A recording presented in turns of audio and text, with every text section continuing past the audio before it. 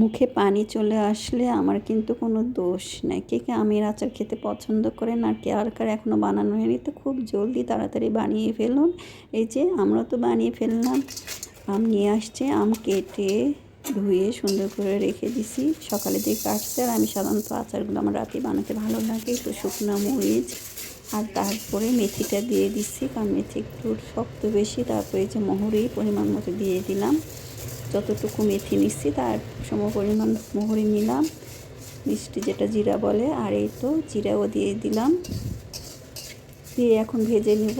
চারপাশে সুন্দর গন্ধ ছড়ে যাবে, তখন দেখবেন ভাজা হয়ে গেছে। খুব বেশি কিন্তু ভাজা হবে না, তাহলে কিন্তু তিতো হয়ে যাবে। একটু ভাজা হয়ে গেলে, এগুলো ঠান্ডা হয়ে গেলে আলাদা আলাদা করে ব্লেন্ডার করে নেব। শুধু মরিচ আলাদা করব আর তিনটা একসাথে ব্লেন্ডার করে নেব। আর এই তো একটু রসুন দিয়ে দিলাম তেলের মধ্যে।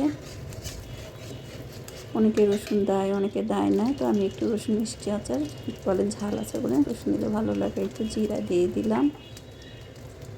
এখানে শুকনো মরিচও দেওয়া যায়, একটু শুকনো মরিচ ভেজে দিলেও হয়। আস্ত শুকনো মরিচ একটু তেলের মধ্যে ভেজে তারপরে রসুন দিলেও হয়। আর এই তো গুড়, এটা ছোলাগুলোর মতো, এই জন্য আগে দিয়ে দিচ্ছি। আম কিন্তু ভাপ দিতে হয় না, সিদ্ধ করতে হয় না, এমনি গলে যায়। গ্যাসে পানি মরানো অনেক কষ্ট হয়ে যায়। এই তো একটু পানি পানি গুড় দেখে আগে দিয়ে দিলাম। আর এই যে তেলের ভাপ উঠছে, তেলের যেটা ফেনা উঠছে, এগুলো কি খাঁটি তেলের ফেনা ওঠে না ভেজাল তেলের ফেনা উঠে? আপনারা জানা থাকলে একটু বলেন তো। আর এই জাম কেটে রাখছিলাম, দেখে কালো হয়ে গেছে।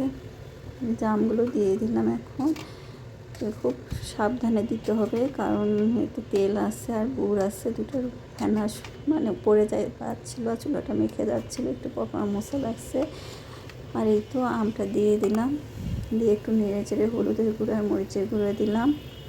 এখন কিন্তু লবণ দিব না, লবণ দিলে আরও পানি ছাড়বে, তখন জায়গা হবে না। এই জন্য লবণটা একদম হওয়ার আগে দিয়ে দিব পরিমাণ মতো, মানে দেখে। আর মরিচের গুঁড়া কিন্তু দিয়ে দিচ্ছি, এই জন্য মরিচও খুব একটা লাগবে না।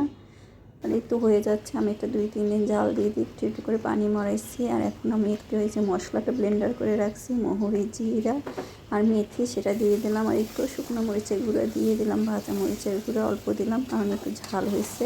আর এটা এখন আমি একটু করে ভাজবো, একটু করে সরিষার তেল দিব, আর একটু করে মশলাগুলো দিয়ে ভেজে নেব। আর আপনারা যদি আরও ঝাল খেতে চান আর একটু দিয়ে দিবেন মরিচ, আপনাদের মুখে স্বাদ হিসাবে। এই তো আমি একটু করে পানি মরাবো, আর একটু করে মশলা দেবো, আর একটু করে তেল দিব। এই ভাজা ভাজার মধ্যে আমার আচারটা হয়ে যাবে। কারণ এখানে তো রোদ পায় না, রোদেও দেওয়া যায় না। বাড়িতে হলে এভাবে রোদে দিলে আচারটা হয়ে যেত। তো এইভাবে আমি একটু একটু করে জাল দিই, আর একটু একটু করে রেখে দিই। আর এই দেখেন একটু করে তেল দিচ্ছি, দিয়ে নেড়ে চেড়ে সুন্দর করে রান্না করবো।